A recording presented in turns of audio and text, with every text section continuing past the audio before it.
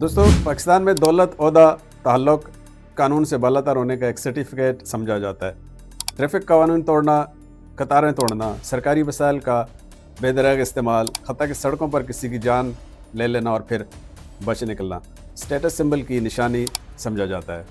लेकिन बदनसीबी से ये लोग जब दुबई, रियाज, शारजा, दोहा, कुवैत एयरपोर्ट्स पर उतरते हैं तो पहचाने नहीं जाते। इनके चेहरे बदल जाते हैं। वही शख्स जो कानून को ख़ातर में नहीं लाता अपने मुल्क में, वहाँ पर सीधा, खामोश और मोहतात नज़र आ रहा होता है। तो चलने का अंदाज़ बदल जाता है, उसकी बात करने का अंदाज़ बदल जाता है। तीर की तरह सीधा, सीरियस चेहरा, इमिग्रेशन के लाइन में ओबीडियंट बच्चों की तरह खड़े रहते हैं।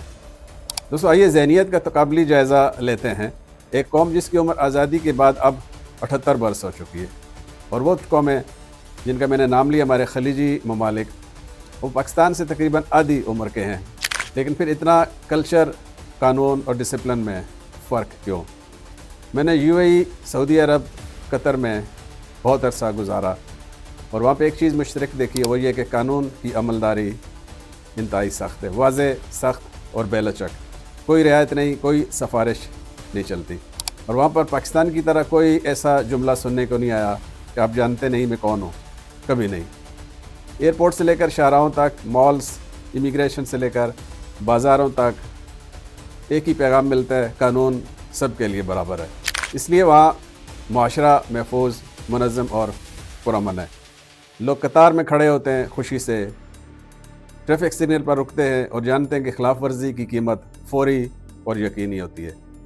वहाँ पे एक मैसेज क्लियर है, आप पाकिस्तान में मिनिस्टर हैं, आप आर्मी ऑफिसर हैं, आप ब्यूरोक्रेट हैं, आप बहुत बड़े प्रॉपर्टी टाइकून हैं, लेकिन एक पैगाम है हमारे मुल्क में, you break the rule, you face the music. दोस्तों, मेरा ज़ाती मुशाहिदा ये कहता है कि ये खलीजी रियासतें जो हैं वो आबादी में छोटी ज़रूर हैं और वसाइल में माला माल भी हैं, लेकिन उन्होंने एक बुनियादी फ़ैसला बहुत जल्दी कर लिया था। वो फ़ैसला यह था कि दौलत काफ़ी नहीं, डिसिप्लिन भी ज़रूरी है कौम को बनाने में।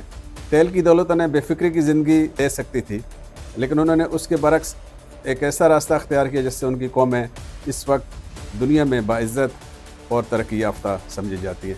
सख्त सिविल कवानीन, एक मुनज़्ज़म इमिग्रेशन का कानून, वाज़ेह अदालती ढांचा और मजबूत पुलिस और सिक्योरिटी का निज़ाम, और सबसे अहम, क्योंकि वहाँ कानून कमज़ोर नहीं होता, और यहाँ हमारे मुल्क में कानून को घर की लोंडी समझा जाता है। और एक और मिसाल हमारे पड़ोसी मुल्क भारत की देख लें।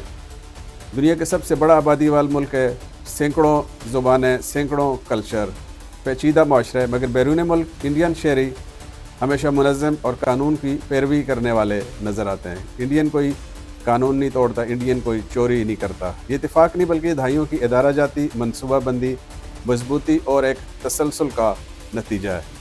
दोस्तों, हकीकत बहुत सादा है। कौमें इदारों से बनती हैं, और इदारे तब मजबूत होते हैं जब रियासत का कानून इंसाफ और डिसिप्लिन पर कायम हो।